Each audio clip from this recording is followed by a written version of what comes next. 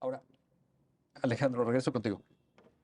El tema de la propiedad, tú lo planteabas. A ver, hay una visión histórica, hay una visión típica que nos hace pensar en términos de animales, no sé si es correcto, animales de compañía o animales que conviven en el hogar, digamos.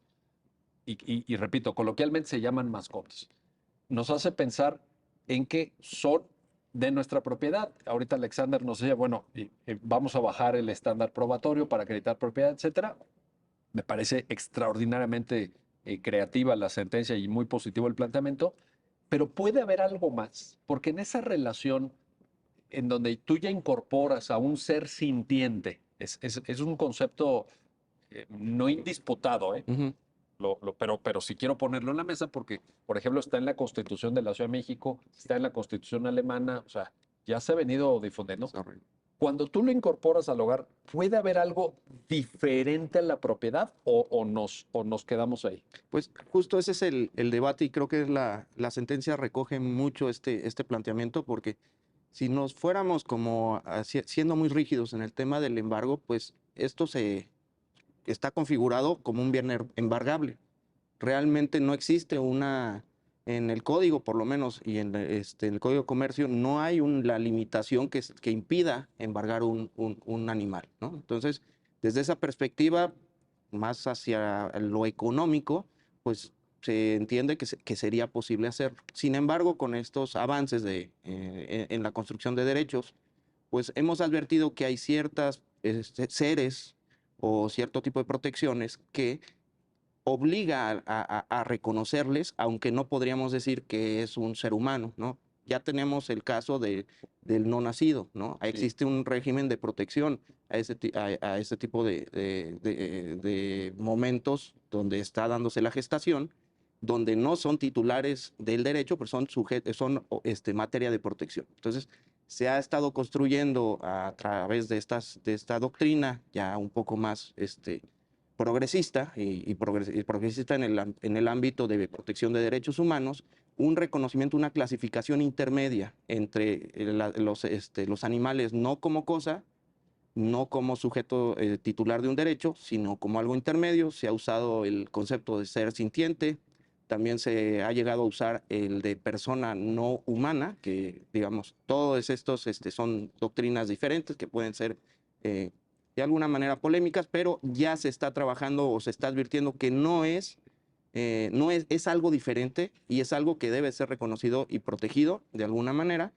Algunos lo derivan de la propia dignidad del ser humano como un protector, digamos, de la naturaleza y de los animales, y en otro sector se consideran por sí mismos sujetos de protección, y de ahí derivaría su naturaleza de derechos y todas estas Digamos, valiosos por sí mismos, no en valiosas. relación al servicio que le puedan prestar a un ser humano, a Es la correcto. compañía.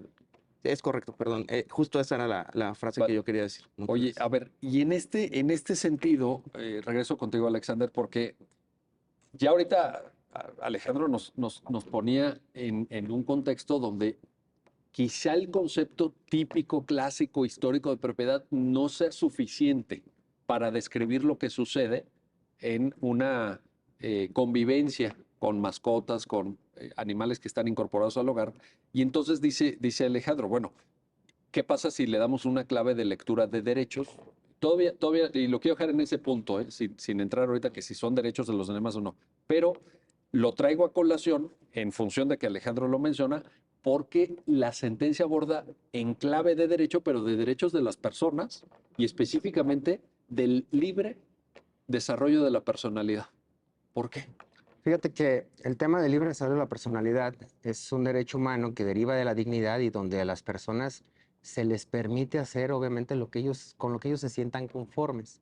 Aquí el punto es que las personas, precisamente en esa necesidad de satisfacer sus necesidades, se allegan de mascotas o de animales. ¿Para qué? Para complementar su núcleo familiar, su decir.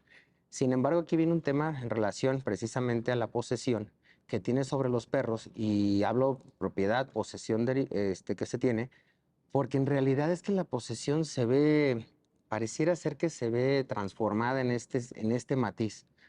porque ordinariamente no se ve como exclusivamente la necesidad de satisfacer unas necesidades en virtud de que entra una corresponsabilidad de cuidado Ujú, hacia la mascota. ujú. También tengo obligación ya desde el momento en que lo tengo obligación de llevar a cabo su cuidado veterinario, proveerle de comida, alimento, Vacunas. vacunas, etcétera. Entonces entra. Aquí hay un punto importante. Como tal, como vemos una familia multiespecie, que es lo que se pretende, nosotros conocemos lo que es la filiación. Y la filiación tradicionalmente se da en lo que es, bueno, primero de origen, es entre familias de personas humanas. Sí. Y aquí se genera un término que es el de adscripción, que es en el momento en el que una persona adscribe a un animal como parte de su núcleo, y esta palabra de adscripción la podemos definir como la obligación que se tiene de cuidado y corresponsabilidad recíproca. Por eso es que, para cerrar este punto, podría decir yo que una afiliación se da entre personas humanas, una familia de humanos, y una adscripción se da cuando integras a una mascota. Y aquí también entra el punto de que no todos los animales silvestres no pueden formar parte por sus características, solo las mascotas que estadísticamente se recogen a perros y gatos. Ese es un debate bien interesante. Ahorita regresamos. Nada más para entender esto entonces, Alexander. La sentencia, al usar el término adscripción, estaría siendo un equivalente al de filiación. Yo entiendo que así lo estás planteando, pero respecto de sujetos no humanos, Sí, a partir de los cuales se desarrolla, y estaba pensando desde que te escuchaba en ese concepto que ahora se está empezando a usar mucho bueno, no sé si mucho, se está empezando a usar en la Corte, de responsabilidad parental. O sea, habría una responsabilidad de cuidado, en fin, de satisfacer sus necesidades. Y yo me imagino también, ahí te pediré un comentario, una prohibición de maltrato, una prohibición de tortura, que es lo que muchas veces vemos, de abandono incluso. exacto. Fíjate que ese es un punto muy importante. Cuando hablaba hace rato, Alex Estañón, de cómo es el tema de cómo se les conceptualiza, nosotros debemos de identificar dos cosas. Uno, la palabra cosa debe de entenderse como todo un bien que puede no ser sujeto de apropiación. Por ejemplo, el sol es una cosa que no puede apropiarse a una persona en lo individual. Y eso lo vuelve incomerciable. Cuando se vuelve comerciable, que es sujeto de apropiación por parte de otro, se vuelve un bien. Entonces veamos que la cosa en general es inembargable. Y aquí a los animales, en este sentido, se les da se les analoga a una cosa. ¿Por qué? Porque como un bien podrían ser, y esto es importante en la sentencia, porque fíjate que como terceros extraños, las personas, en el momento en el que ellos acreditan su interés jurídico, los efectos generales, ¿cuáles serían? Previo a cualquier acto de privación, se respete su garantía de audiencia. Y entonces dirías, entonces si escucho en un juicio, ¿se les podrían embargar? No, precisamente por esa inscripción. Entonces ellos salen de esa posibilidad, y es por lo que entran esos efectos tan importantes, que es lo que da pauta para reconocer, insisto, no derechos a los animales, sino la tutela del libre desarrollo de la personalidad de la persona de adscribir a alguien y que se le proteja ese derecho. Y a partir de ahí se generan bastantes consecuencias, que es lo que detallas. Sí.